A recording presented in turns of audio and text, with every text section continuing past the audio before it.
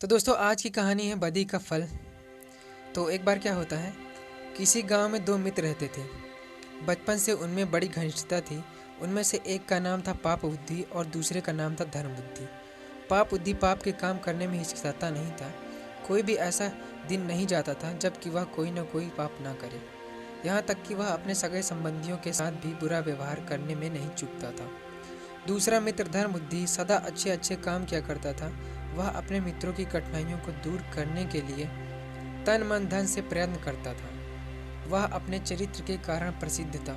धर्म बुद्धि को अपने बड़े परिवार का पालन पोषण करना पड़ता था। वह बड़ी कठिनाइयों से धनोपार्जन करता था। एक दिन पाप बुद्धि ने धर्म बुद्धि के पास जाकर कहा, मित्र, तूने अब तक किसी दूसरे स्थानों की यात्रा नहीं की, इसलिए तुझे और किसी स्थान की कुछ भी जानकारी नहीं है। जब तेरे बेटे पोते उन स्थानों के बारे में तुझसे पूछेंगे तो तू क्या जवाब देगा? इसलिए मित्र, मैं चाहता हूँ कि तू मेरे साथ घूमने चल। धर्म बुद्धि ठहरा निष्कपट। वह छल फरेब नहीं जानता था। उसने उसकी बात मान ली। ब्राह्मण से शुभ मुहूर्त निकलवा कर वे यात्रा पर चल पड़े। चलते चलते वे एक दूसरे नगरी में जाकर रहने लगे। पाप बुद्धि ने धर्म बुद्धि की सहायता से बहुत सा धन कमाया। जब अच्छी कमाई हो गई तो वे अपने घर की ओर रवाना हुए।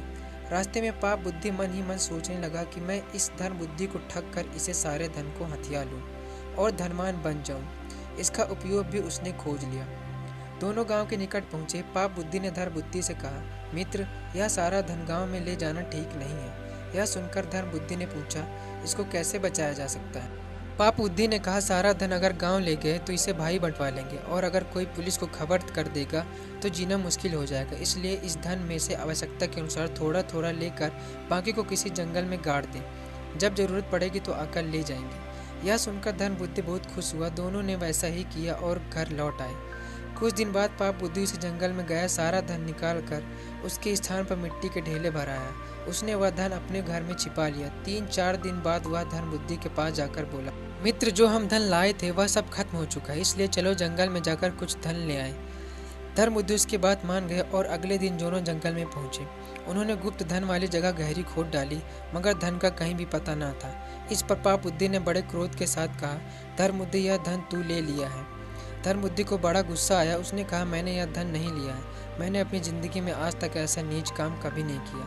यह धन तूने चुराया है। पाप बुद्धि ने कहा, मैंने नहीं चुराया, तूने ही चुराया है। सच सच बता दे और आधा धन मुझे दे दे, नहीं तो मैं न्यायाधीश से तेरी शिकायत करूंगा। धर्म बुद्धि ने यह बात स्वीकार कर ली। दोनों न्यायालय में पहुंचे। न्यायाधीश को सारी घटना सुनाई गई। उसने धर्म बुद्धि की बात मान ली और पाप बुद्धि को 100 कोड़े का दंड दिया। इस पर पाप बुद्धि कांपने लगा और बोला, महाराज, वहाँ पेड़ पक्षी है, हम उससे पूछ ले तो वह हमें बता देगा कि उसके नीचे से धन किसने निकाला है। यह सुनकर न्यायाधीश ने उन दोनों के साथ लेकर वहां जाने का निश्चय किया। पाप बुद्धि ने कुछ समय के लिए अवकाश मांगा और वह अपने पिता के पास जाकर बोला, पिताजी, अगर आपको यह धन और मेरे प्राण बचाने हो तो आप उस पेड़ की खोखर में बैठ जाएं और न्यायाधीश के पूछने पर चोरी के लिए धर्म बुद्धि का नाम ले लें। पिताजी राजी हो गए। अगले दिन न्यायाधीश पाप बुद्धि और धर्म बुद्धि वहाँ गए। वहाँ जाकर पाप बुद्धि ने पूछा, ओ वृक्ष, सच बताओ, यह धन किसने चुराया है? खोखर में छिपे उसके पिता ने कहा, धर्म बुद्धि ने। यह सुनकर न्यायाधीश धर्म बुद्धि को कठोर कारावास का दंड देने के लिए तैयार हो गए। धर्म बुद्धि ने कहा, आप मुझे इस वृक्ष को आग लगाने की आज्ञा दे दें। बाद में जो उचित दंड होगा उसे मैं संघर्ष स्वीकार कर लूंगा। न्यायाधीश की आज्ञा पाकर धर्म बुद्धि ने उस पेड़ के चारों ओर खोखर में मिट्टी के तेल छिड़कने तथा उपले लगाकर आग लगा दी।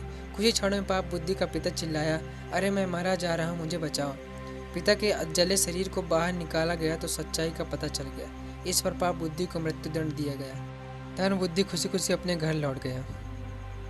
कहानी पसंद आई तो वीडियो को लाइक करें और ऐसी ही कहानी सुनने के लिए हमारे चैनल को सब्सक्राइब करें।